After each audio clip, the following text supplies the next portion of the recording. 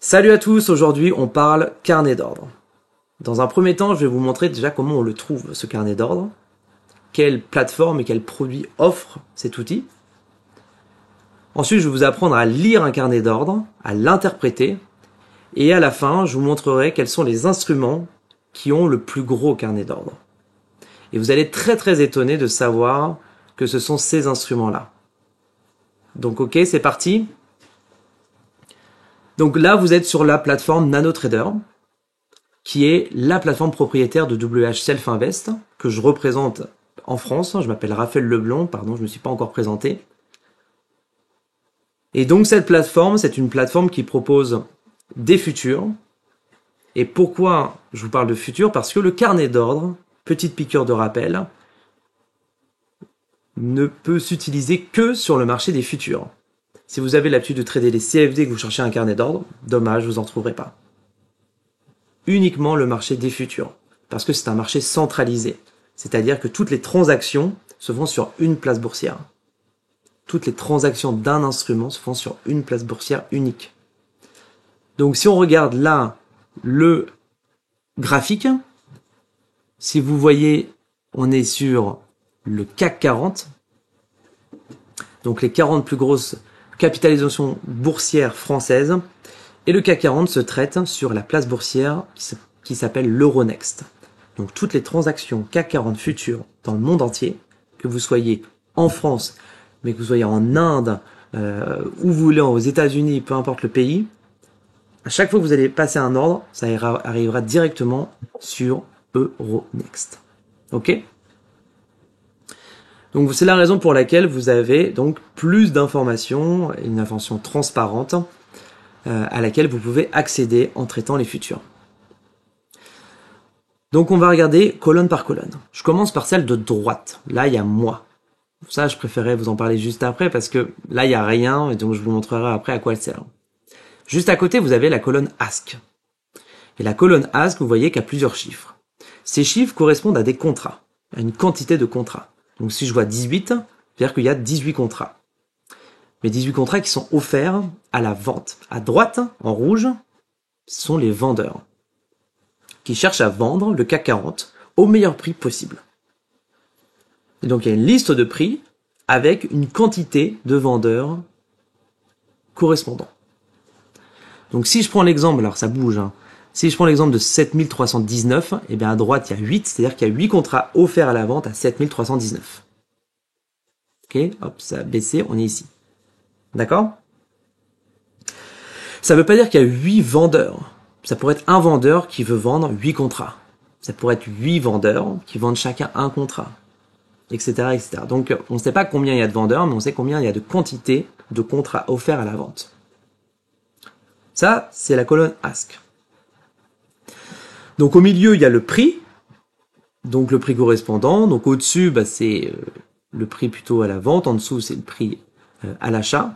Et au milieu, surligné en bleu, eh bien c'est le prix actuel du marché. Et à chaque fois que on fait rencontrer un acheteur et un vendeur, comme quand on vend un appartement, si vous en vendez un appartement ou une maison à 500 000 euros, eh bien il faut un acheteur et un vendeur pour que la transaction se fasse. Et ici, c'est pareil. Donc, le prix actuel, eh bien, il évolue parce qu'à chaque fois qu'il y a une transaction, hop, le prix monte ou il baisse. Ok? Ensuite, sur la gauche, vous avez la colonne bid. Cette jolie colonne bid en bleu, eh bien, ce sont donc les acheteurs. Bid, rappelez-vous, quand vous faites des enchères, vous faites un bid. C'est-à-dire, vous faites une proposition d'achat d'un produit. Donc vous avez une quantité de contrats offerts à l'achat sur chaque prix. Ok? Donc jusqu'ici, j'espère que vous suivez, mais c'est plutôt très simple.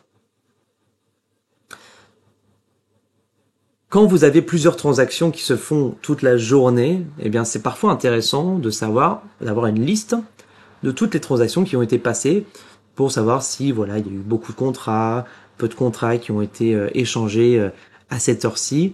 Et il y a un outil formidable qui s'appelle le Time and Sales que la plateforme Nano vous propose. Vous avez juste à cliquer ici sur cette icône et donc vous avez une fenêtre Time and Sales où vous avez en temps réel le nombre de contrats qui sont négociés sur le CAC 40 minute par minute. Vous voyez 18h, 31, 32, donc il y a plusieurs transactions qui se font par seconde sur des prix différents. Et donc vous voyez 9, 8, 7. Donc à savoir que il est 18h heure de Paris, un jeudi 23 février. Et donc on est sur une période où le marché est un petit peu plus calme. Mais vous voyez qu'il y a beaucoup de contrats de 1, mais on passe parfois à des contrats de 7, de 10, de 12, etc., etc. Ça, c'est le time and sales. Et ça, c'est intéressant de le regarder de temps en temps parce que vous voyez un petit peu déjà la dynamique et puis savoir si dans l'historique, il y a eu des gros contrats qui ont été passés. Et cet historique-là, vous pouvez aussi le voir graphiquement. Ça, on le verra dans une autre vidéo, mais vous avez la possibilité de voir un peu sur une journée voilà, à quel prix cumuler combien il y a eu de transactions, combien il y a eu de contrats échangés sur chaque prix. Pour savoir, voilà, c'est à ce prix-là où il y a le plus de transactions aujourd'hui, donc c'est un prix très important à surveiller. Ok ? Allez, j'enlève cette fenêtre-là. Maintenant, au niveau du passage d'ordre. Donc, quand vous êtes sur ce type-là de plateforme, vous avez un passage d'ordre qui est disponible. Il suffit juste de cliquer ici sur Montrer ordre pad. Et donc là, vous avez la possibilité de commencer à passer vos ordres. Il faut déjà que vous sélectionnez votre compte, la quantité que vous souhaitez traiter. Donc là, j'ai mis 1. Donc 1, vous êtes à 10 € le point. C'est-à-dire qu'un contrat égale à 10 fois la valeur du CAC. Donc si on est à 7300, un contrat, ça fait 73 000 €.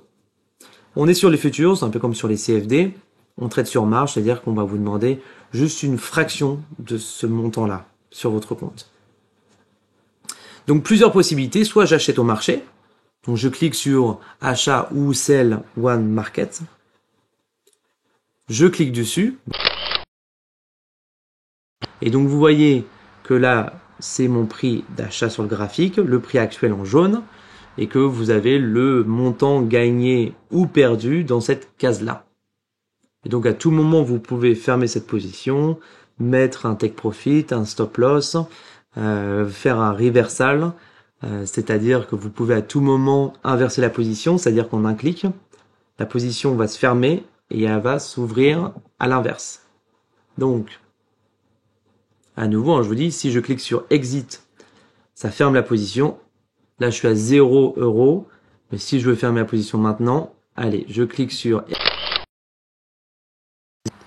Si de nouveau, je reprends une position, je vais faire... je vois que bon, je suis un peu en perte.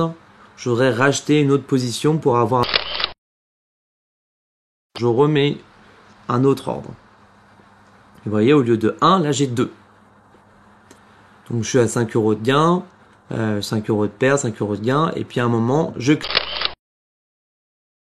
Et donc vous voyez que en faisant le reverse, eh bien j'avais 2 positions à l'achat, là je me suis mis 2 positions à la vente. Vous voyez, moins 2 positions à la vente. Ok. Donc exit, cancel. En cancel, c'est pour supprimer aussi les ordres en attente. Mais voilà, ça c'est une manière d'entrer en position, mais au marché, au meilleur prix disponible à l'instant T. Ok. Je vais décider d'aller sur le carnet d'ordre et je voudrais acheter, mais un petit peu plus bas. Là, on est à 7317, je voudrais acheter à 7315. Donc, je me prends une position ici, je clique sur le 20, et donc là, j'ai 1. J'ai ma position de 1 qui est en attente, et dès qu'elle aura atteint, dès qu'elle aura trouvé en fait un vendeur, bien la transaction va s'effectuer. D'accord ? Si je souhaite finalement sortir de position, je fais juste mon petit clic droit sur la ligne et annuler. Même chose à la vente. Si je souhaite plutôt vendre à 7323, Eh bien, je clique ici et j'ai ma position que vous voyez sur le graphique. Aussi simple que ça. Évidemment, vous pouvez déplacer votre ordre. Si vous le mettez ici, qui est tout proche, vous voyez, sur le carnet d'ordre, ça a changé. Ok. Donc voilà, c'est à peu près tout ce qu'il faut savoir pour l'utilisation du carnet d'ordre. Maintenant, je vais vous montrer d'autres instruments. Donc vous voyez, le CAC 40, on est plutôt, alors je vais enlever mon ordre en attente. On est plutôt à une petite dizaine à l'achat et même chose à la vente sur le CAC. Maintenant, je vais faire un autre indice que vous avez plus l'habitude de trader en France, c'est le DAX. Donc le DAX, il y a plusieurs contrats. Là, j'ai pris le FDAX, qui est donc le gros contrat à 25 € du point. Et donc, on voit qu'il y a un petit peu plus d'acheteurs et de vendeurs au même moment. Donc c'est assez intéressant. Donc on l'imaginait bien que sur le DAX, il y aurait un petit peu plus de transactions et d'acheteurs et de vendeurs. Maintenant, on va aller plutôt sur les marchés américains. On va aller par exemple sur le Dow Jones. Le Dow Jones, on voit que finalement, c'est un peu comme le CAC. Dow Jones, on est à 10 $ le point. Et c'est la même chose. On est sur des contrats qui sont plutôt faibles sur l'offre et la demande. Alors 10 € le point, c'est vrai que un contrat, du coup, c'est plus élevé parce qu'on est à 10 fois le prix du Dow Jones, qui est de 30 000. Donc un contrat, ça fait 300 000, alors que l'autre, c'est plutôt 70 000. Donc il faut aussi relativiser. Mais c'est intéressant de le voir. Passons maintenant au Nasdaq. Le Nasdaq, vous voyez que... le Nasdaq, il est ici. Donc là, j'ai pris le mini Nasdaq. Mini Nasdaq, on est à peu près sur les mêmes quantités d'acheteurs et de vendeurs. Sachant que on est sur la valeur d'un contrat qui est plus faible. Bon, passons maintenant sur des matières premières, parce que ça traite beaucoup. Vous savez, le gold, le pétrole. Donc je vais regarder plutôt au niveau du gold. Le gold, vous voyez qu'il y a pas mal de contrats qui sont échangés. En effet, les matières premières, c'est beaucoup utilisé sur le marché des futurs. Pourquoi? Parce que il y a beaucoup de... Le futur, on l'utilise pour faire de la couverture. Couvrir du risque. Il y a une expiration, et donc ceux qui ont en possession de l'or, beaucoup d'or, mais aussi beaucoup de blé, beaucoup de matières premières, de café, ce que vous voulez, eh bien il y a beaucoup de contrats qui sont négociés parce qu'il y a des producteurs, des gros producteurs, qui se couvrent sur le marché. Donc là, vous aviez le gold. Donc là, je vais vous montrer deux très gros contrats que vous avez peut-être pas l'habitude de traiter. Et on va commencer d'abord par un des plus gros contrats qui existe sur les marchés des futurs, c'est le Bund. Et là, regardez, le Bund, ce qu'il offre en termes de contrat, on est entre 100 et 400 à l'achat et à la vente. Donc là, on est vraiment sur du très lourd en termes de contrat, le Bund. On ne pourrait pas imaginer, parce que c'est pas vraiment quelque chose qu'on traite beaucoup, mais c'est un marché qui est extrêmement utilisé pour faire de l'investissement. Le Bund étant l'obligation allemande. Ok.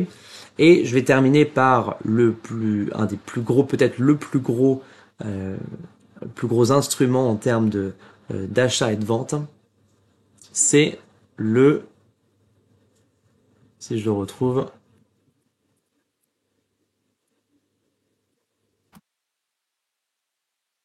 Alors vous avez le S&P que je montre ici, qui est un très gros contrat aussi, mais ce n'est pas celui que je veux vous montrer.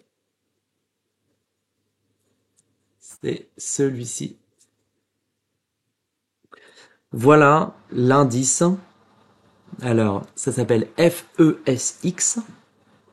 Pas facile, il faut le deviner. Hein, si vous connaissez pas, il faut le deviner, mais vous voyez qu'il y a plus de 1000 contrats à l'achat et à la vente.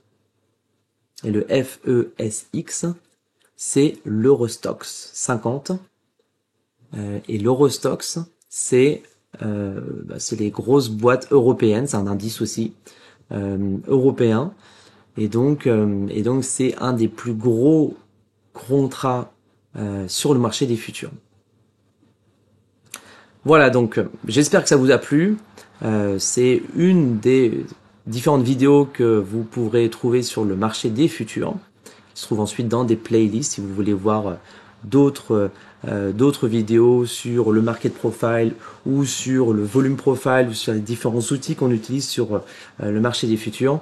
Voilà, en tout cas, n'hésitez pas à vous inscrire à nos formations qui sont disponibles sur notre site, formations gratuites en ligne et sous forme de séminaire. Et surtout, créer un compte de démo pour vous entraîner sur le marché des futurs. Voilà, je vous souhaite un bon trading et je vous dis à bientôt pour de prochaines vidéos. Salut!